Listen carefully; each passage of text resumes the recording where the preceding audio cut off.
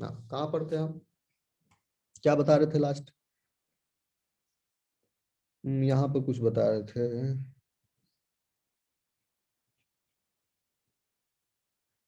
So isocratic. Okay. So if you are using an isocratic elution system, then your solvent will be same throughout the procedure.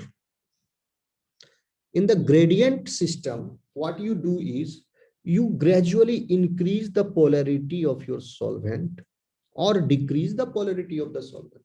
Suppose for some duration of time you have used a composition of this solvent. Suppose this solvent composition is 10% methanol, 90% water. After 10 minutes of the running, you change the solvent with 20% methanol, 80% water, then 30% methanol, 70% water, then 40% methanol, 60. Now what you are doing here is you are increasing or you are decreasing the polarity of the solvent.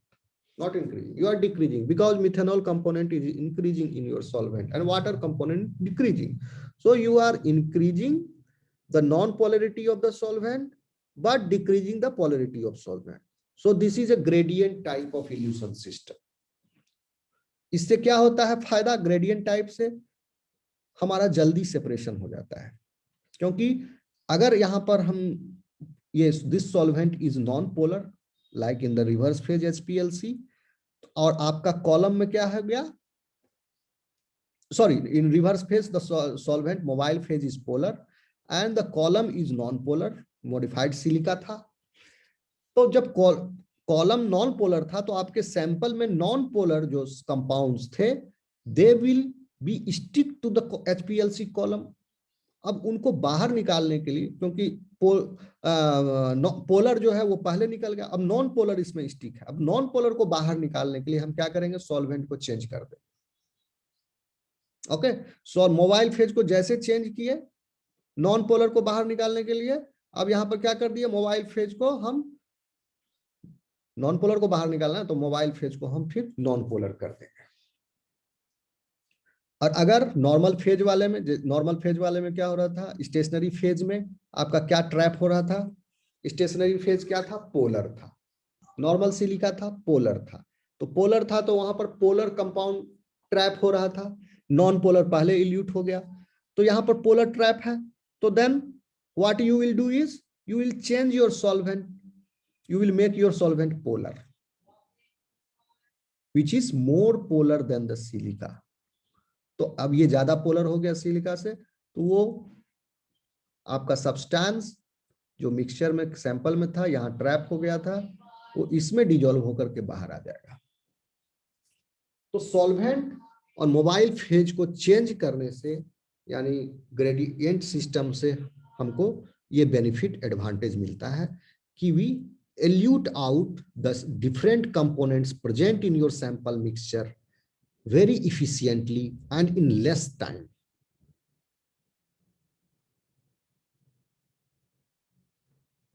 Am I clear to you? Yes, sir. Yes, sir. Yes, sir. अब आते हैं, तो यही HPLC system is defined as an isocratic elution system. कहां पर isocratic system किसको बोले? If the makeup of the mobile phase remains constant during the separation process. अभी हम बताए आइसोक्रेटिक वो वाला था, इसमें उतना एडवांटेज हमको नहीं मिला। ये आइसोक्रेटिक तब यूज करते हैं जब एक प्योर फॉर्म हमको पहले से ही है, सैंपल में है, पता है, तब हम आइसोक्रेटिक यूज करते हैं। But if your sample is consisting of different types of substances, polar, non-polar, slightly polar, moderately polar, इस टाइप का बीच में इंटरमीडिएट, तो मिक्सचर है, then you will use a reverse gradient elution system. When the composition of the mobile phase is changed during the separation, जब mobile phase का composition separation के दौरान ही अगर हम चेंज कर दिए, यहाँ पर सेपरेशन के दौरान फिक्स है द कंपोजिशन, यहाँ पर कंपोजिशन हम चेंज कर दिए, कंपोजिशन चेंज से उसका पोलैरिटी चेंज हो जाता है।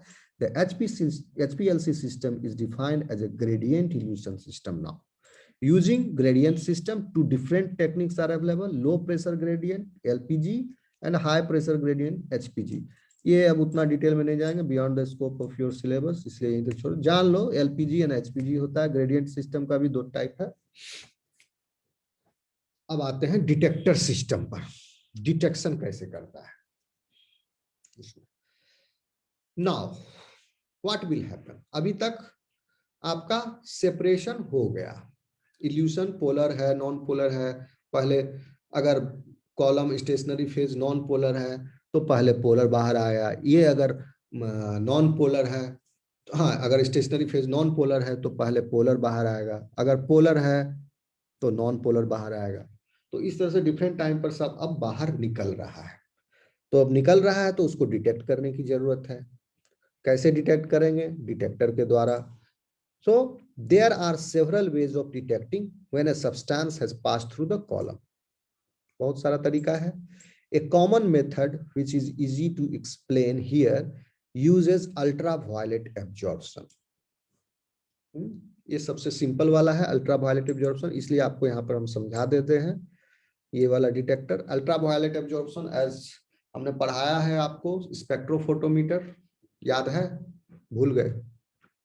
स्पेक्ट्रोफोटोमीटर में हम क्या बताए थे? Yes sir, UV ray use करते हैं वहां पे। Yes, in the UV spectrum, the substance absorbs the light and we measure that. Okay, every chemical compound is having the property to absorb the ultraviolet light. But the point key here is they absorb that light at a particular wavelength. They show their maximum absorbance of the ultraviolet light at a particular wavelength, and that particular wavelength is different for different compounds. Okay, so using this property, this detection system operates. How? अब हम देखते हैं कैसे। इसके पहले आपको हम बता देते हैं अल्ट्रावायलेट स्पेक्ट्रम। एनीबॉडी? क्लास में भी बताया है। कहां से कहां तक अल्ट्रावायलेट स्पेक्ट्रम होता है? From which nanometre to which nanometre wavelength? Anybody? No. Anyway, so visible spectrum कहां से कहां तक होता है? किसी को याद है? नहीं याद है, ठीक है कोई बात नहीं, हम बता देते हैं फिर से।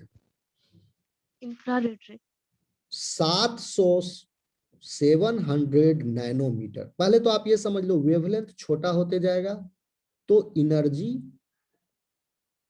जो उस लाइट का जो पार्टिकल है photon, energy content by the photon will be higher. If the wavelength is smaller, then the energy will be high of that wave. Energy high means frequency high. Wavelength short means the frequency is high. Wavelength बड़ा होगा, wavelength जितना लंबा होगा बड़ा होगा, energy उतना कम होगा and frequency भी कम होगा। तो अब हम देखते हैं visible spectrum starts from 700 nanometer to 400 nanometre. 700 नहीं, हम इसलिए बता रहे हैं अगर नहीं समझोगे तो ये आगे समझना मुश्किल होगा, ये आपको बार बार काम आएगा, आप समझ लो अभी हम बढ़िया से। 700 नैनोमीटर से 400 नैनोमीटर के बीच में ही आपके ये सातों रंग हैं। कौन से? भिब जियोर, इंद्रधनुष के रंग, जिससे आपको दुनिया में ये सब चीज दिखाई देता है, सारे कलर्स। इसका वेवलेंथ जो है 700 से लेके 400 तक है। 700 किसका है? लाल, रेड का। यानी आप जो है 400 से 700 के बीच का जो लाइट है, वेव है, उसी को आप देख सकते हो। आपके आंख के पास इतना ही कैपेबिलिटी है, rod sales and cone cells जो है रेटिना में, उनके पास कैपेबिलिटी जो है वो यही है कि 400 to 700 नैनोमीटर वेवलेंथ को ही they will detect, they are able to see, they are visible। And 700 वाला रेड है और 400 वाला वायलेट है, ठीक है। 400 से थोड़ा ऊपर हो गया इंडिगो, ब्लू हो गया फिर उससे और थोड़ा ज्यादा वीपजी, और ग्रीन उससे थोड़ा और ज्यादा, येलो उससे और ज्यादा, ऑरेंज उससे और ज्यादा, और फिर लाल रेड। रेड वाला हो गया 700। 700 से जिसका ज्यादा वेवलेंथ है उसको हम क्या बोलते हैं? इंफ्रारेड। इंफ्रारेड नाम सुने हो? जी sir. Yes, sir. Infrared wave. Infrared wave आपका टीवी का रिमोट काम करता है उसी पर।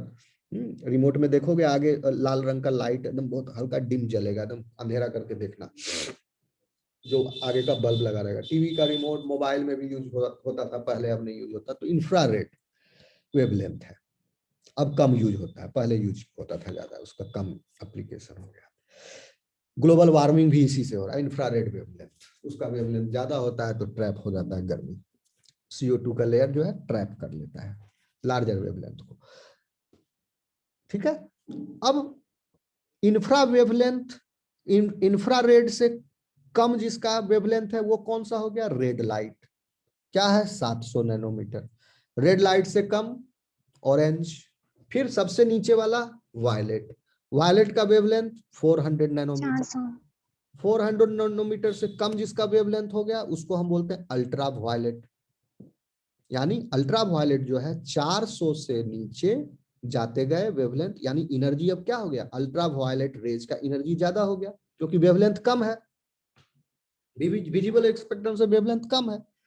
तो अल्ट्रा, इसीलिए बोलते हैं यूवी रेज खतरनाक होता है। UV rays causes skin cancer.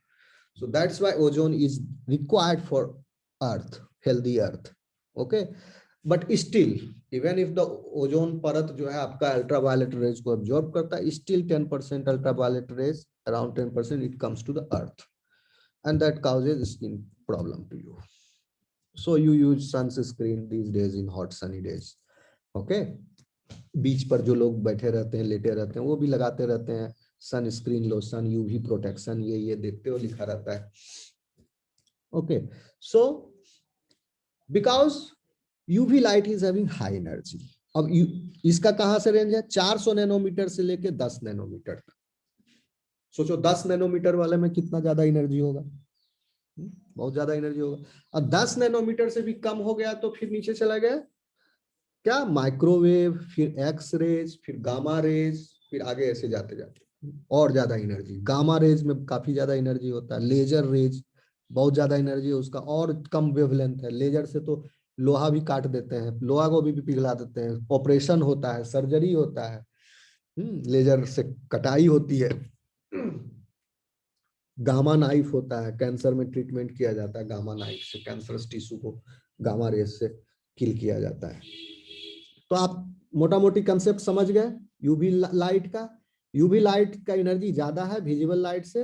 अब हम क्या किए, इस डिटेक्शन सिस्टम में एक यूवी लाइट एब्जॉर्प्शन मैकेनिज्म है। यूवी, आप हर कंपाउंड का एक पर्टिकुलर वेवलेंथ पर वो यूवी लाइट एब्जॉर्ब करता है। So that compound from that column, यहां पर जो बाहर निकल रहा है, यहां से जो बाहर निकल के आया, इस डिटेक्शन सिस्टम में यूवी लाइट को पास कराया जाता है इस कॉलम के ट्यूब से, जो आपका सॉल्वेंट के साथ जो निकल के आ रहा है आपका सैंपल। यहां पर क्या है? Solvent plus sample. यहां पर क्या है? Solvent plus sample in the waste form, ठीक है। अगर हमने यहां से कोई बाईपास लगा दिया है ताकि कुछ सैंपल को यूज करे for the detection system and कुछ सैंपल को यूज करे ये फॉर फर्दर एनालिसिस, तो अलग बात है। Otherwise all of those materials along with solvent and sample will, after the analysis, will come into the waste। तो यूवी लाइट जब पास किए, देखो ये फोटो में आपको साफ दिख रहा है, यूवी लाइट यहां से कॉलम से निकल के आ रहा है, इसमें आपका सॉल्वेंट भी है और सैंपल भी है। इसके पाथ से ग्लास का बना हुआ है, ट्रांसपेरेंट है, इससे पास किए, यूवी डिटेक्टर है। हम कितना इंसिडेंट यूवी लाइट दिए, कितना एनर्जी दिए, और यूवी डिटेक्टर पर कितना अपीयर हुआ, दोनों को माइनस कर लिए, उतना इसका मतलब इतना ये एब्जॉर्ब हो गया बीच में. So we calculate the absorbance. If you have a beam of UV light shining through the stream of liquid coming out of the column and a UV detector on the opposite side of the stream, you can get a direct reading of how much of the light is absorbed. इस तरह से अगर हम direct beam दिए तो हम निकाल सकते हैं लाइट भी कितना एब्जॉर्ब हुआ. The amount of light absorbed will depend on the amount of particular compound that is passing through the beam at that time. जितना ज्यादा हमारा पर्टिकुलर कंपाउंड जो यहाँ पर एब्जॉर्ब करेगा यूवी लाइट, ओके, जितना अमाउंट हो ज्यादा होगा उतना एब्जॉर्प्शन होगा. बट यहाँ पर एक बात आपको ध्यान रखने की योग्य है. आप कहोगे सर सॉल्वेंट भी तो है, सॉल्वेंट भी तो एब्जॉर्ब करेगा लाइट, यूवी लाइट, और हमारा सैंपल में जो डिफरेंट कंपाउंड है that also will absorb the UV light. So how we will do it? तो पहले क्या किए, एक ब्लैंक रन कर लिए सैंपल का. हम सैंपल बोल रहे हैं, सॉल्वेंट का हम यूवी एब्जॉर्प्शन रिकॉर्ड कर लिए अकेला, कि सॉल्वेंट अकेला कितना यूवी लाइट एब्जॉर्ब कर रहा है at this particular wavelength. And then at that particular wavelength solvent plus mixture is absorbing how much UV light and we deduct it. Simple mathematics है. So you might wonder why the solvent used don't absorb UV light. ऐसी बात नहीं, they also absorb, but the different compounds absorb most strongly in different parts of the UV spectrum. ठीक है, हम अपना wavelength को ऐसे चूज कर लेते हैं कि वो उस वेवलेंथ पर कम एब्जॉर्ब करे. For example methanol absorbs at wavelength below 205 nanometre and water below 190 nanometre. अब क्या करेंगे, if you were using a methanol water mixture as the solvent, you would prefer to have, और prefer क्या, therefore आप use करोगे ही, therefore have to use a wavelength greater than 205 nanometre to avoid false readings from the solvent. तो यहां पर solvent में methanol और वाटर दोनों है. अगर मिथेनॉल शो करता है, methanol absorbs at wavelength below 205 nanometre and water below 190. तो सॉल्वेंट हमारा यूवी लाइट को एब्जॉर्ब ना करे, इसके लिए हमको क्या करना होगा, हमको एडजस्ट करना होगा, हमको यूज करना होगा कौन सा वेवलेंथ, जो 205 से ज्यादा हो. ठीक है, क्लियर है या कंफ्यूजन है? पूछो. नहीं कुछ बोलोगे तो हम समझेंगे समझते जा रहे हो, हम आगे भागते जाएंगे.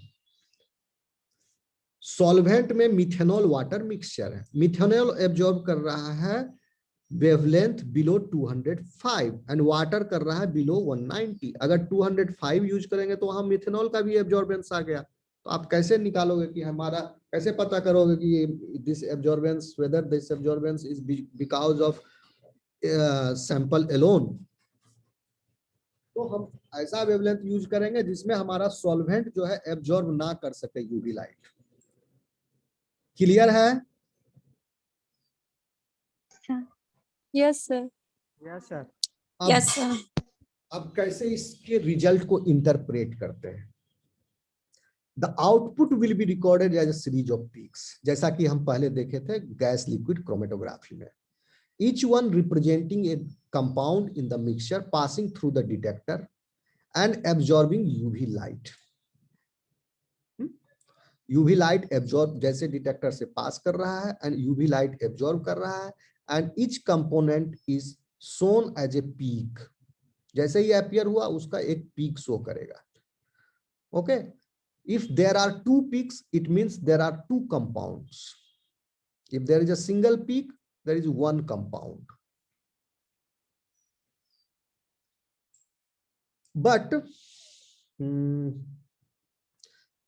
as long as you were careful to control the conditions of the column, you could use the retention time to help to identify the compounds present. Retention time के द्वारा भी आप निकाल सकते हो, अगर कांस्टेंट कंडीशन में आपने किया तो. रिटेंशन टाइम आपने देख लिया कि इस कंपाउंड का कितना है, लास्ट क्लास में भी बताया था गैस लिक्विड क्रोमेटोग्राफी में भी रिटेंशन टाइम से, या जीएलसी में भी आपको कॉलम क्रोमेटोग्राफी में भी बताया है. रिटेंशन टाइम से आप निकाल सकते हो कि वो कौन सा कंपाउंड था present. Okay, but you can also use the peaks as a way of measuring the quantities of compound present.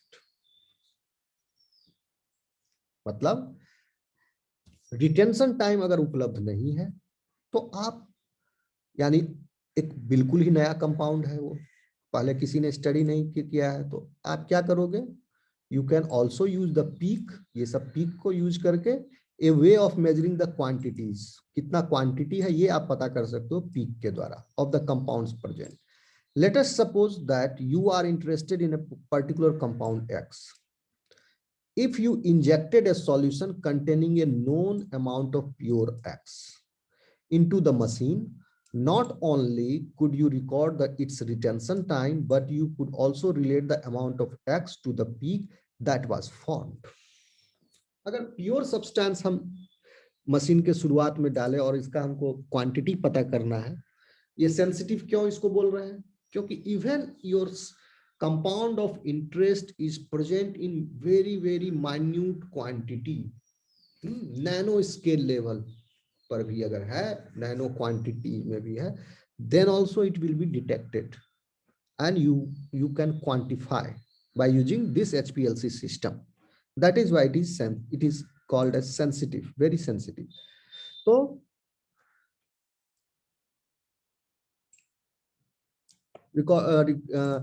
आप रिटेंशन टाइम से भी निकाल सकते हो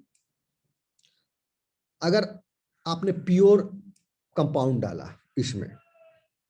ओके, तो रिटेंशन टाइम आपने रिकॉर्ड कर लिया, वो भी कर सकते हैं, उससे आप बैक पता लगा सकते हो कौन सा कंपाउंड था. But you could also relate the amount of X to the peak that was form. Peak का एरिया आपने निकाल लिया तो अमाउंट आप निकाल लोगे. The area under the peak is proportional to the amount of X which has passed the detector, and this area can be calculated automatically by the computer linked to the display.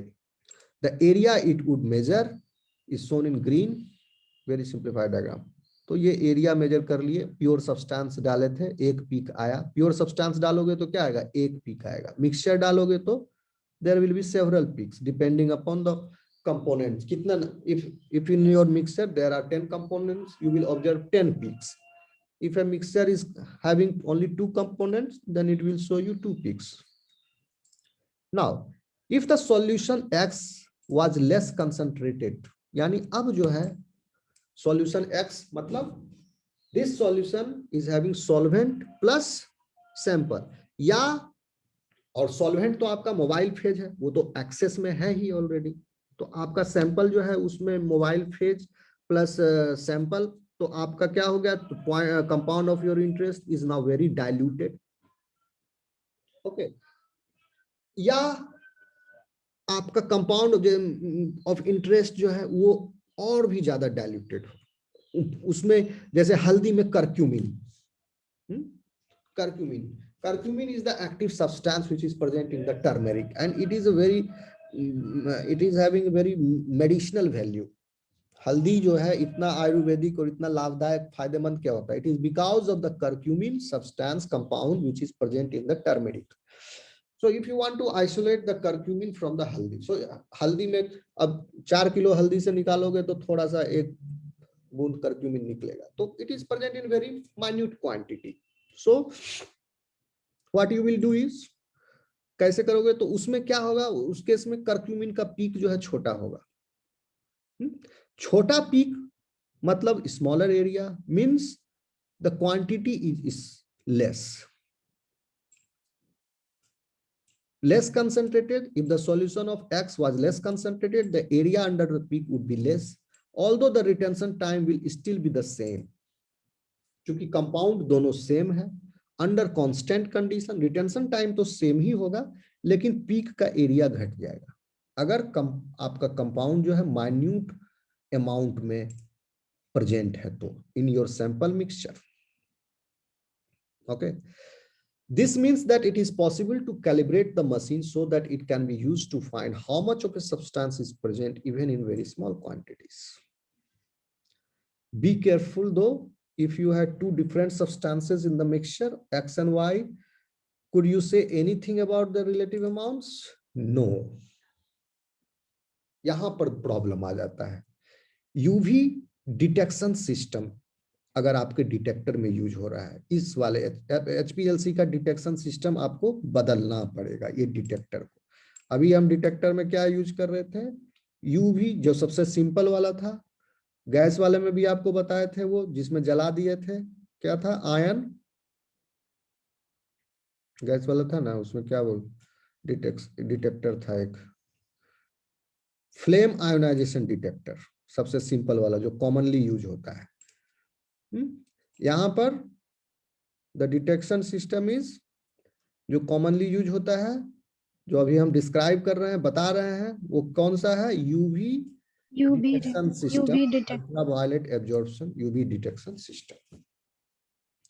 तो ये तो pure जब आपका sample में एक ही compound है तब आप इसको यूज कर रहे हो, जिसे आप क्वांटिफाई भी कर सकते हो उसका एब्जॉर्प्शन कर देख के, और आप कितना अमाउंट है बेसिकली यही पता लग रहा है, इससे माइन्यूट अमाउंट में है या ज्यादा अमाउंट में है, और रिटेंशन टाइम क्या है, ये सब पता लग रहा है। लेकिन अगर आपके सैंपल में मिक्सचर है, 2 से ज्यादा कंपाउंड है, तो आपको डिटेक्शन सिस्टम चेंज करना पड़ेगा। क्यों? क्योंकि यूवी लाइट जो अब एब्जॉर्ब हो रहा है दोनों कंपाउंड की वजह से एब्जॉर्ब हो रहा है। तो टोटल एक्स एंड वाई, कुछ लाइट एक्स एब्जॉर्ब कर रहा है, कुछ लाइट वाई एब्जॉर्ब कर रहा है। तो एरिया दोनों का पीक भी जो है वो एक जैसा तो होगा नहीं, डिफरेंट डिफरेंट होगा। लेकिन यहाँ पर फॉल्स रीडिंग आपको मिल जाएगा। आप कहोगे कि हो यहाँ दिखने से लग रहा है ये y जो है इज इन स्मॉल क्वांटिटी, क्योंकि यहाँ पर एब्जॉर्प्शन उसका कम हुआ, तो स्मॉल क्वांटिटी में, और x जो है लार्ज क्वांटिटी में, एरिया ज्यादा बड़ा है।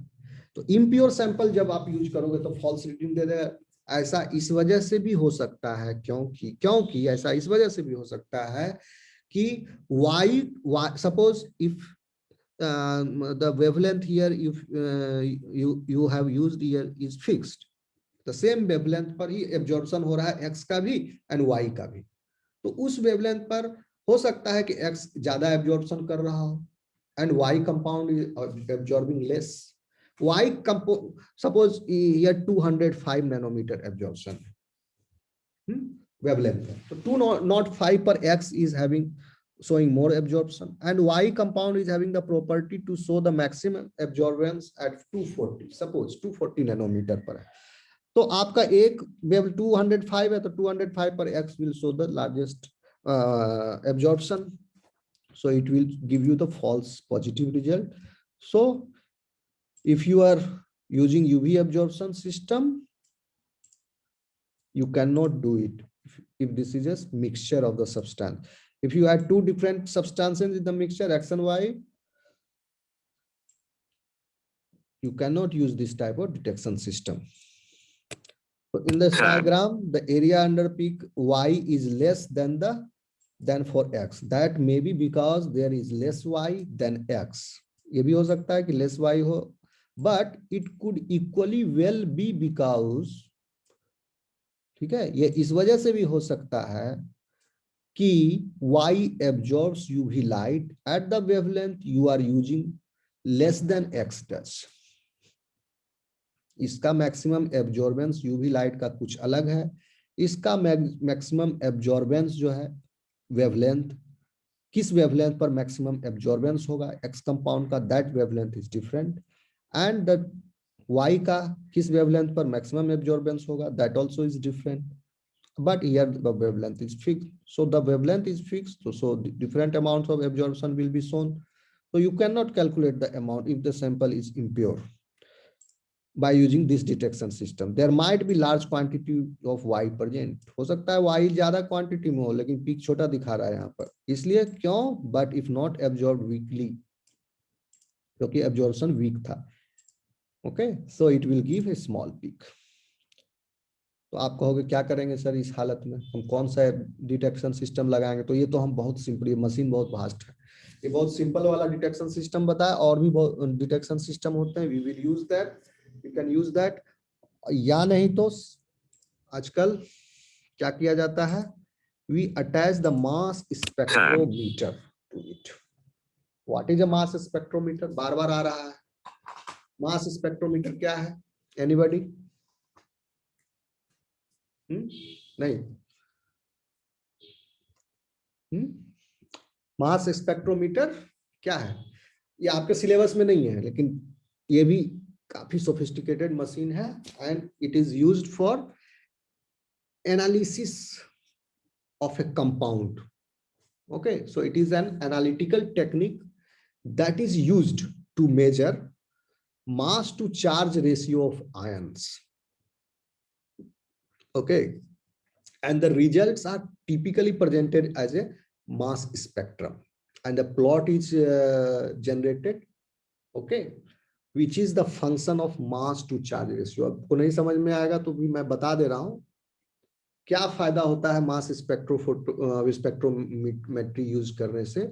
We use it in different fields and in applied in pure और प्योर सैंपल या कॉम्प्लेक्स सैंपल हो या pure sample, impure sample, complex sample, इस डिफरेंट टाइप ऑफ सैंपल्स में वी यूज इट. और इसके क्या होता है परिणाम after using it, what is the benefit, what we can determine.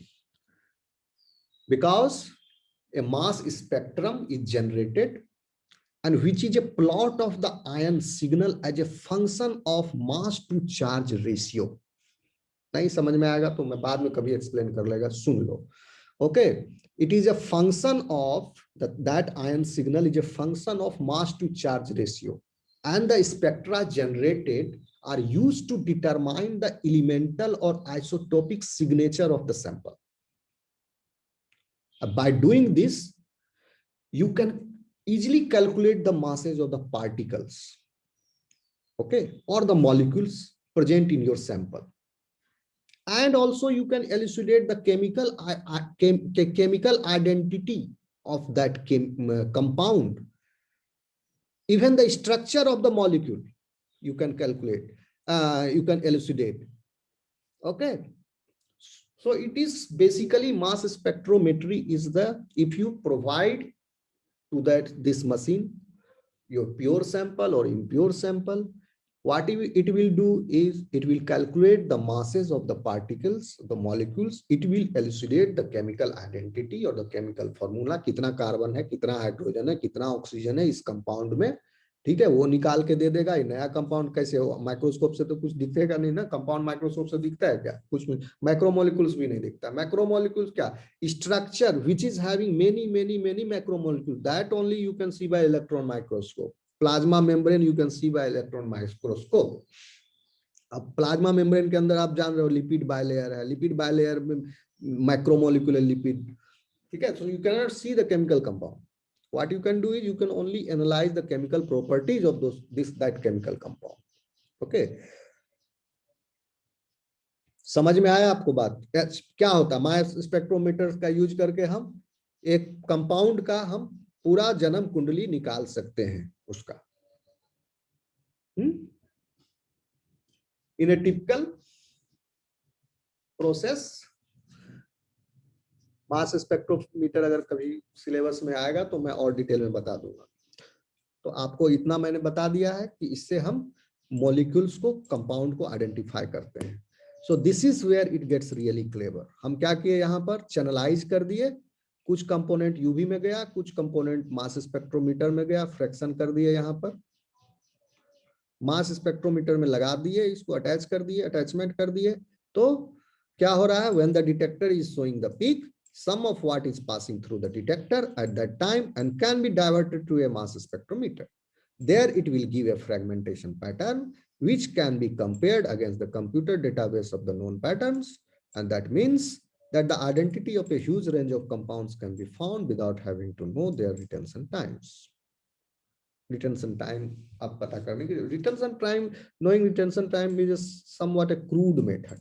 ये और ज्यादा sophisticated हो गया स्पेक्ट्रोमीटर लगाने के बाद. क्लियर है? कहीं प्रॉब्लम है तो पूछ लो. HPLC में किसी को कुछ समझ में नहीं आया हो तो क्लास 1 मिनट में खत्म हो जाएगी. इसके बाद क्लास एंड कर दूंगा. 9 बज रहे हैं. फिर शाम को आपकी क्लास होगी. इस टॉपिक से किसी को कुछ पूछना है तो बोलो.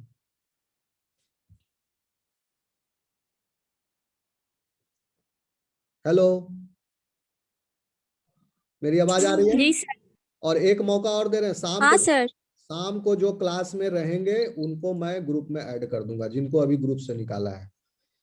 सर ये शाम में कितने बजे? कितने बजे सर? 6 बजे के बाद, ठीक है, वो हम व्हाट्सएप पर इन्फॉर्म कर देंगे।